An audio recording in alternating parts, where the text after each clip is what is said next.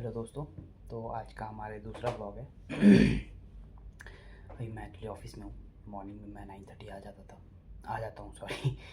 और फिर इवनिंग में 6:30 और 7 वापस चला जाता हूँ। वैसे नॉर्मल अगर मैं बताऊँ आपको तो होटल इंडस्ट्री की टाइमिंग नहीं है। होटल इंडस्ट्री की टाइमिंग जैसे अगर मॉर्निंग में आप आते हो तो एटलीस्ट 12 घंटे कब रहती है होटल में। लेकिन मैं एज ए बटलर हूँ, तो मैं बॉस के साथ रहता हूँ, होटल का जो ऑनर है उनके साथ में। तो उनके साथ रहने का रहता हूँ, फिर उसका ऑफ़िस भी उनका देख लेता हूँ। तो ऑफ़िस में देखने का मतलब होता है जो शिफ्ट टाइमिंग होती है 9:30 टू 6:30, तो मुझे रहना ही होता है। बहुत टाइम ऐसा होता है कि मुझे सर के घर पे भी जाना होता है, सर के साथ भी ट्रैवल करना होता है। तो नॉर्मल डेज़ में मैं 9:30 टू 6:30 एक्चुअली जॉब कर ऑफिस में रहता हूँ। उसके बाद मैं उनके घर पे भी बहुत टाइम चाहता हूँ, जैसे कि कोई भी पार्टी हो या कुछ भी हो। तो ऐसा आज एक्चुअली मैं मॉर्निंग से बहुत कुछ सोच रहा था, क्या बनाना है वीडियो में, क्या बोलूँ, क्या बोलूँगा, क्या बताऊँगा। फिर मैंने सोचा क्यों ना मैं अपना पर्सनल लाइफ स्टोरी शेयर करूँ आप लोगों के साथ में। जैसे कि मैंने स्कूलिंग दिल्ली से ही किया। उसके बाद मैं कॉलेज के लिए जम्मू कश्मीर चला गया। बहुत ही प्यारा था वहाँ का व्यू, लोकेशन, कॉलेज, फैकल्टी, सब कुछ बहुत सही थे। 3 साल कैसे निकल गया पता भी नहीं चला मुझे वहाँ पे। उसके बाद मैंने इंटर्नशिप किया गुड़गांव से। इंटर्नशिप में भी बहुत सही था, 4 मंथ का इंटर्नशिप था। उसके बाद मैंने ग्रेजुएशन कंप्लीट करने के बाद मैंने इंटर्नशिप करने के बाद फिर जॉब के लिए अप्लाई किया। तो जॉब के लिए अप्लाई किया तो फर्स्ट होटल था मेरा हैदराबाद। तो हैदराबाद में 1 साल निकालने के बाद उसके बाद मैं आउट ऑफ कंट्री चला गया था 1.5 साल के लिए।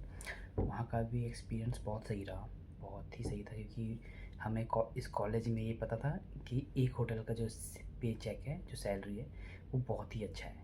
इंडिया के थ्रू मैं अगर आपको बताऊँ तो एरोसिटी में जो होटल है वो, जिसका 25,000 सैलरी बहुत होता है। तो हम सोचते थे कि हाँ 25,000 सैलरी तो बहुत है एक होटल के हिसाब से, जैसे क्योंकि उस टाइम वही सबसे ज़्यादा दे रहा था। इवन इंटर्नशिप में भी होटल इंडस्ट्री में ज़्यादा पे नहीं मिलता आपको। इंडिया में 1500-2000 रुपये देते हैं, जिसमें आपका एकोमोडेशन आपका खुद का होता है।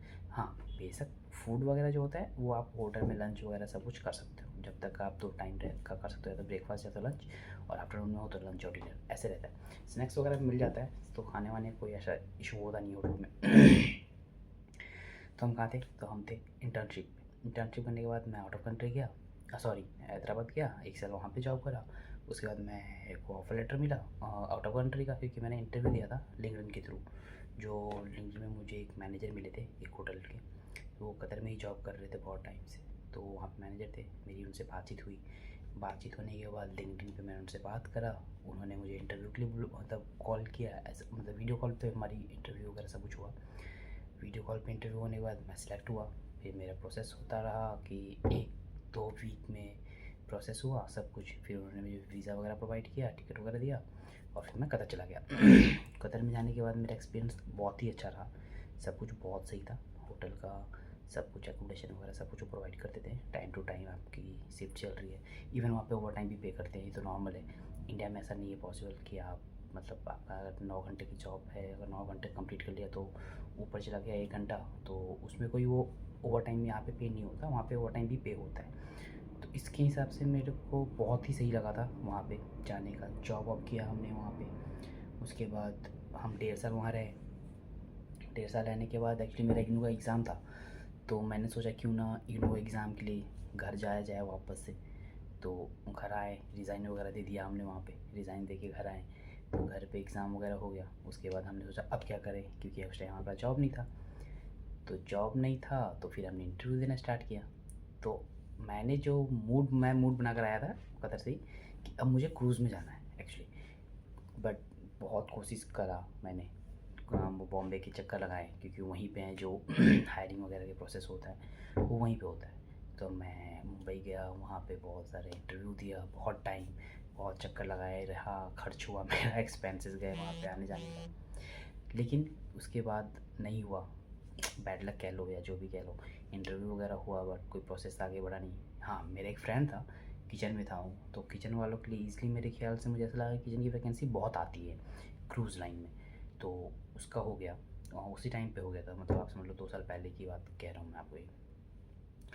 नहीं हुआ तो फिर मैंने मार्च में स्टार्ट किया यहाँ पे इंटरव्यू देना। फिर यहाँ पे मैंने वॉक इन दिया एक होटल में दिल्ली में ही। तो क्योंकि मैं दिल्ली से ही हूँ तो मेरे घर के पास में ही होटल था, तो मैंने दिल्ली में ही इंटरव्यू वगैरह दिया, वॉक इन इंटरव्यू दिया, सिलेक्ट हो गया एज अ बटलर।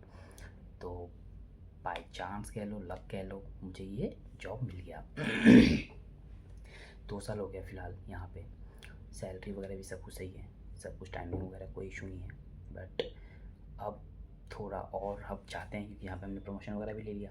तो प्रमोशन लेने के बाद 2 साल कंप्लीट होने के बाद अब हमने अपने बॉस से बात करी कि सर, अब मैं अगर आपके अंडर में हूँ तो सैलरी की बात करनी है मुझे आपसे। तो बॉस ने बोला कि क्यों ना आप होटल छोड़ के, मतलब होटल में रिज़ाइन दे दो और मेरे पे चेक पे आ जाओ।